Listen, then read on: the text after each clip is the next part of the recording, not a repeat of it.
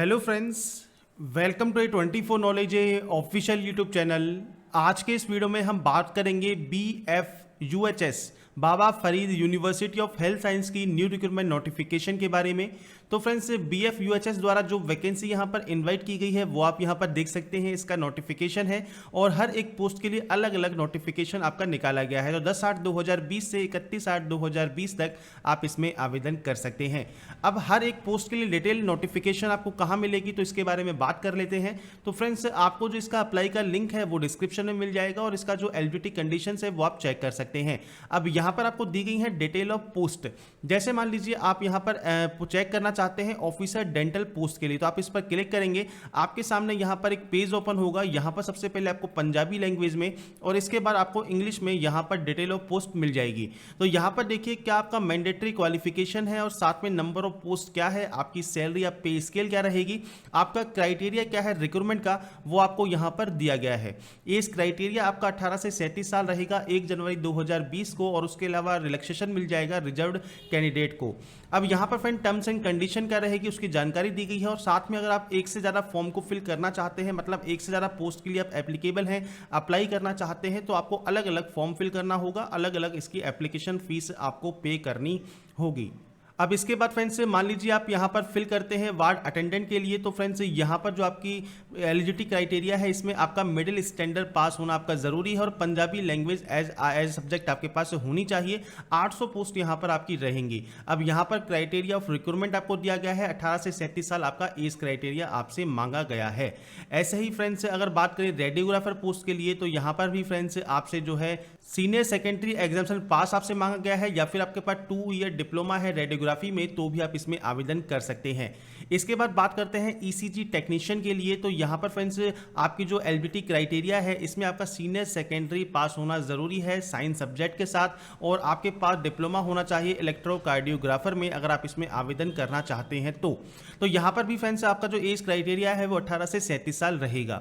अब इसकी जो ऑफिशियल नोटिफिकेशन है वो फ्रेंड्स शॉर्ट में दी गई है जैसा कि मैंने आपको यहाँ पर दिखाया है, और यहाँ पर फ्रेंड्स बाकी की जो आपका जो बाई पोस्ट आपकी जो डिटेल्स हैं वो अलग से आपको मेंशन की गई हैं। अब ये सभी डिटेल आपको डिस्क्रिप्शन में मिल जाती हैं।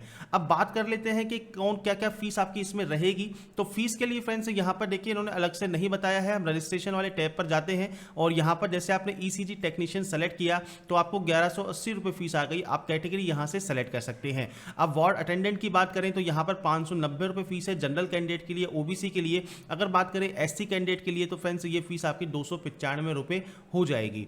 ऐसे ही फ्रेंड्स अगर बात करें अदर पोस्ट के लिए तो यहाँ पर फ्रेंड्स मान लीजिए रेडियोग्राफर आप सेलेक्ट करते हैं तो 1180 रुपये फीस जो है आपकी यहाँ पर आपको पे करनी होगी, और यहाँ पर अगर आप रिजर्व कैंडिडेट हैं तो आपको यहाँ पर फीस में छूट मिल जाती है।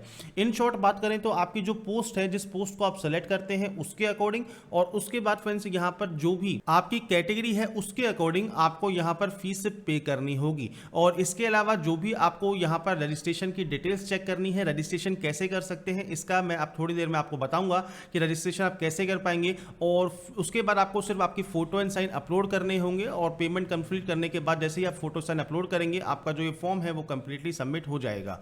तो बेसिक जानकारी है जो कि आपको फिल करनी होगी। अब हम बात करते हैं इसके रजिस्ट्रेशन प्रोसेस के लिए।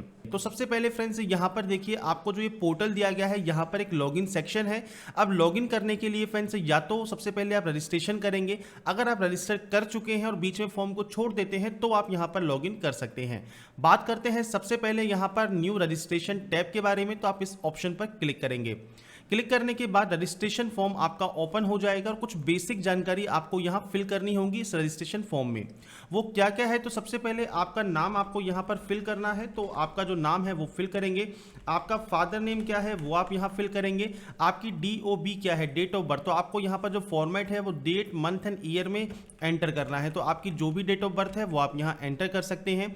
आपका जेंडर क्या है वो आप सेलेक्ट करेंगे। आपका 12 डिजिट का आधार कार्ड नंबर और आपका 10 डिजिट का मोबाइल नंबर ये आप यहाँ पर एंटर करेंगे।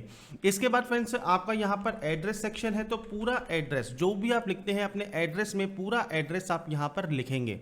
ये फ्रेंड्स कॉरेस्पॉन्डेंस एड्रेस है, ये आपका परमानेंट एड्रेस है, मतलब अगर आप यहाँ पर रहते हैं और अपना पत्राचार जो है वो यहाँ से आप करना चाहते हैं तो आप यहाँ पर एड्रेस दे सकते हैं। आपका जो परमानेंट आईडी है, प्रूफ जो है जहाँ पर का आपके पास मूल निवास या जो भी सर्टिफिकेट्स हैं वो परमानेंट में आपके आ जाएंगे। दोनों सेम है, आप सेम एंट्री कर सकते हैं, अलग अलग है तो आप अलग अलग भी एंट्री कर सकते हैं।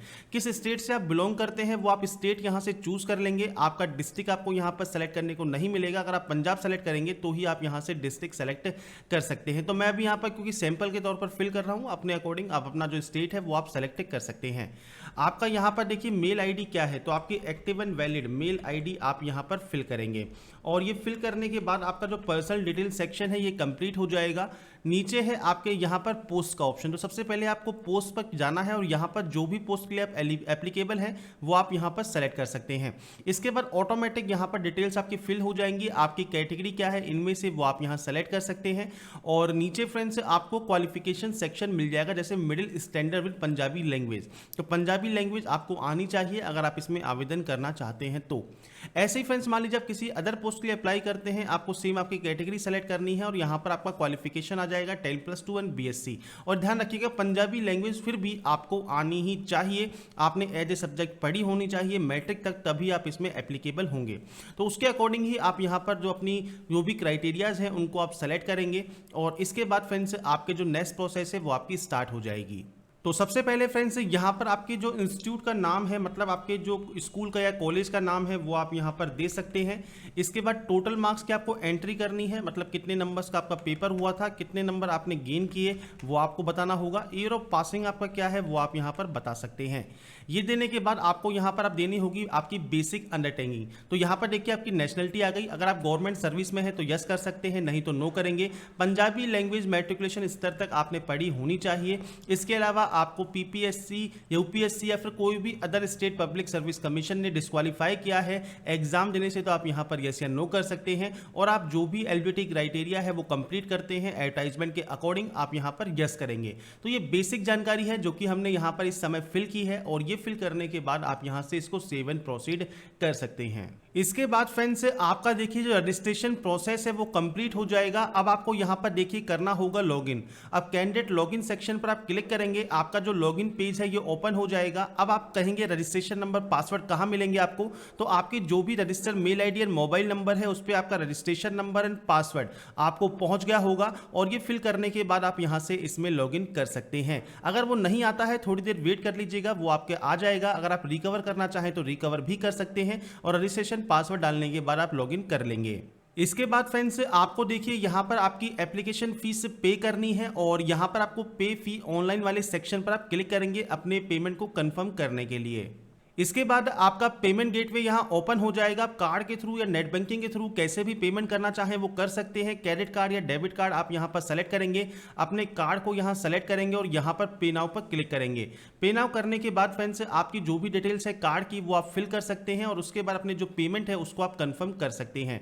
पेमेंट कंफर्म होने के बाद ही फ्रेंड्स आपकी जो ये प्रोसेस है यहाँ तक कि वो कंप्लीट मानी जाएगी। तो फ्रेंड्स पेमेंट करने के बाद आप जब लॉगिन हो जाएंगे तो आपकी जो आगे की प्रोसेस है जिसमें फ्रेंड्स अपने फोटो एंड साइन को अपलोड करना और जो भी आपके एक्सपीरियंस डिटेल है, आपकी एकेडमिक क्वालिफिकेशन है वो आपको ऐड करनी होगी और वो आप कर सकते हैं। अगर आपको उसमें दिक्कत आती है, कोई भी सवाल है आपके मन में तो आप वो पूछ सकते हैं। मैंने यहाँ पर आपको रजिस्ट्रेशन का जो प्रोसेस है, नोटिफिकेशन की जो जानकारी है, एलिजिबिलिटी कंडीशंस है उसके बारे में यहाँ पर बता दिया है। अगर आपको वीडियो पसंद आया है तो लाइक, सब्सक्राइब एंड शेयर जरूर कीजिएगा और ऐसे ही बने रहिए हमारे साथ, देखते रहिए हमारा YouTube channel and Thanks for watching.